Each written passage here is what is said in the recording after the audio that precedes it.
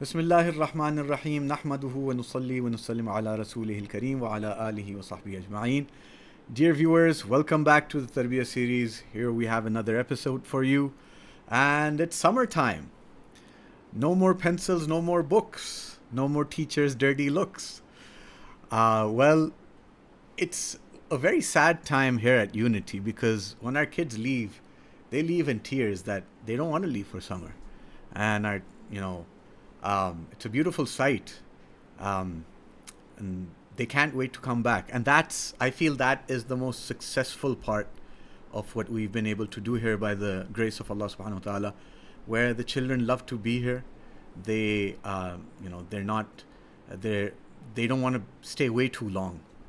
And with summer break, they're just, yes, some of them, they're like, okay, they're excited to go visit their family, friends, go traveling, whatever. But at the same time, they're like, okay, after a week later, they're like, when do we go back to school? So we're very thankful to Allah subhanahu wa ta'ala for that. And the other thing we have to realize is that summer is not a time when education ends. Actually, it's a time when very special part of our education starts. So what we have to understand is that, especially at Unity International, what our vision and our view is that childhood education is some set of experiences of your life. It's a journey of discovery and accumulation. And as you go through life's experiences and you accumulate these experiences, that's what educates you, develops your purpose in life, your beliefs, your vision, your mission in life, your values, your skills, your relations, and your etiquettes. And therefore, when summertime comes, education doesn't stop for Unity children. And in fact, these are opportunities to gain priceless knowledge in open environments and in real world situations. And it's another opportunity, it's a golden opportunity to learn from the most important teachers in a child's life. That is the parents. So the parents become the real teachers here, the sole teachers. So parents, this is your time to shine with your children and in your summertime. And remember that the days coming up for us, I don't know, by the time this video gets launched, we might be beyond the Dhul Hijjah days, but we sent out a letter to all our families at Unity. And these are some of the contents of the letter that I'm sharing with you. That first of all, we congratulated them on the coming of the days of Dhul Hijjah. These 10 days of Dhul Hijjah, as Rasulullah sallallahu alaihi wasallam, he told us that throughout the year, no deed is more beloved to Allah and more rewarding, better than those done in these 10 days. And someone asked, Ya Rasulullah, not even jihad fi sabilillah? So he said, not even jihad fi sabilillah, except a person goes in the path of Allah and sacrifices all his life and all his wealth. So then he can come to this level of the Mubarak days of the 10 days of Dhul Hijjah. So these days are upon us, and let's make the most of them. Allah gave us summertime so that we can make the most of them. Fasting in these days, charity in these days, worship in these days, etc. And then the other thing is that we give out summer packs to our children. So it's a set of activities that they keep abreast with their learning. So what they've already learned, they can keep that fresh and also get introduced to the next level of concepts that they will be receiving in the next grade level. So both the being on top of the knowledge they already have and acquiring the new knowledge that is coming up after vacations. So now these summer packs are not to be done just in one go, just in the beginning or at the end, just waiting until the last few days, maybe August 14th at night, we're sitting with our summer packs. That's not how it's designed. You have to do it step by step.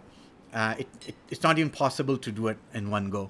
So pace yourself out, pace your kids out, let them learn how to manage their time so that by maybe 15th of June or the end of July, they've done with 25-30% of their tasks maybe, and then by July 15th, they're at 50%, and then by August 1st, they're at 75, 80, 85%, and by the end of summer, they're at 100%. So inshallah, have them work on this and let them learn time management and resource management. Montessori children are not required to complete their tasks. The point is not just to get the work done.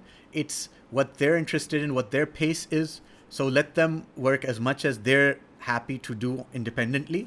Of course, you can guide them, but please, parents, siblings, don't do their work for them. Don't do work for anyone.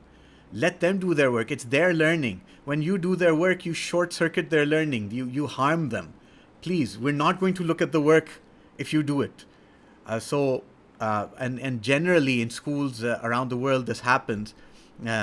Parents make projects for their children. Don't do that. Let them work and learn. Let them learn from their mistakes. So let's stop this culture of having others do the work for the children. And most importantly, we should inculcate in our children the love for reading. So take them to the library, take them to bookstores, let them buy books, let them read English books, Urdu books, whatever language, other language that goes on in your country.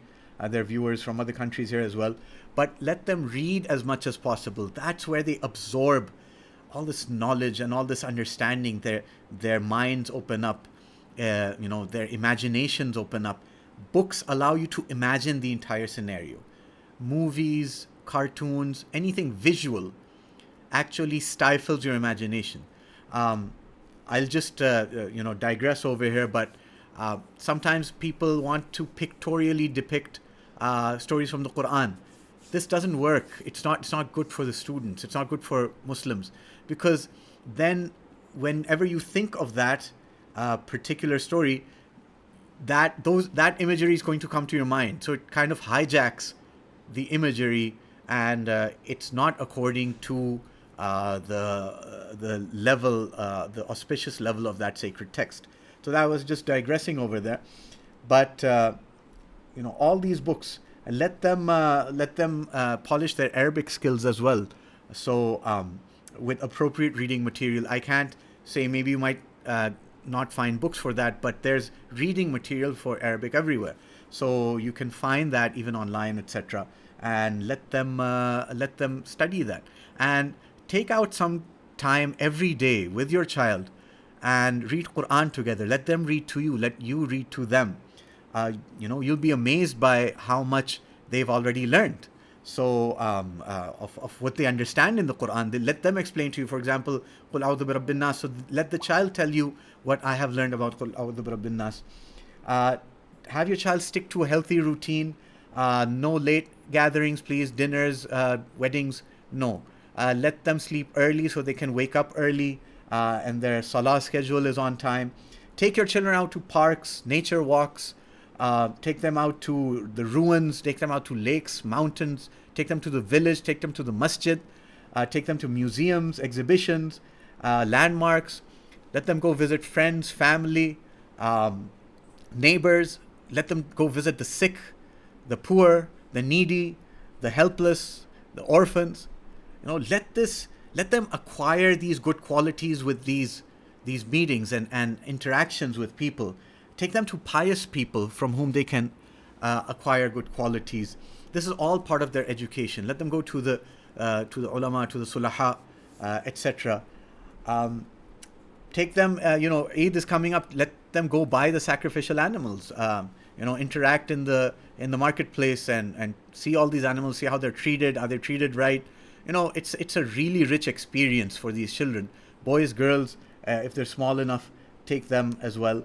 And then play educational games and challenging games with them. Play Scrabble, Jenga, Boggle, Clue, Kasoti, other sorts of verbal games. We have a lot. And preschool children can learn a lot about math and about all sorts of other concepts by playing snakes and ladders, Ludo, etc. Then protect your children from vegetating mindlessly in front of screens.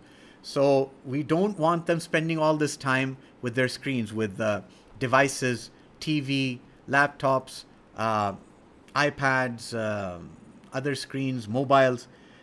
take them away from this. Have a limit. Have a time at night where there's a cutoff time and Wi-Fi turns off. And for this, you have to role model yourself. Save your children from digital heroin. Save them from these addictions.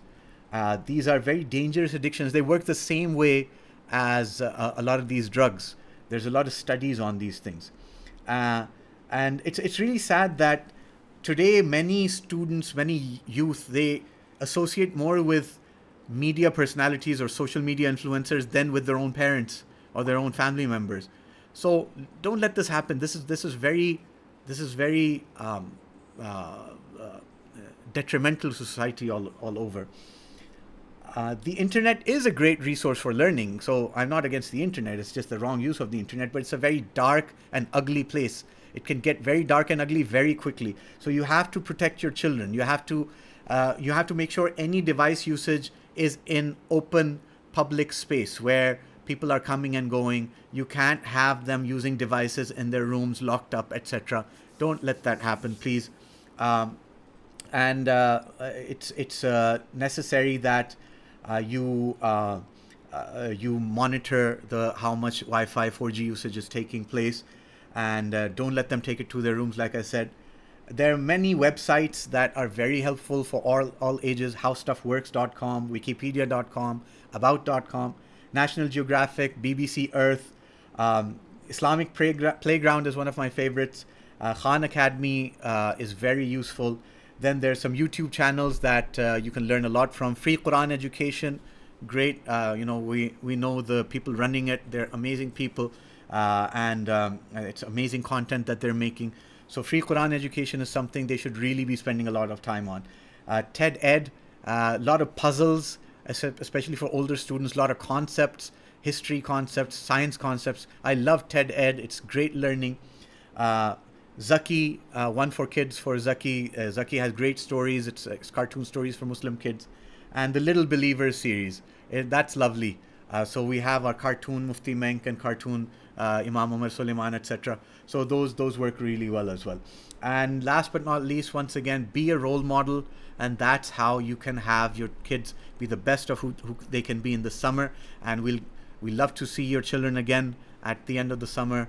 Have a great one. Assalamu alaikum wa rahmatullahi wa barakatuh.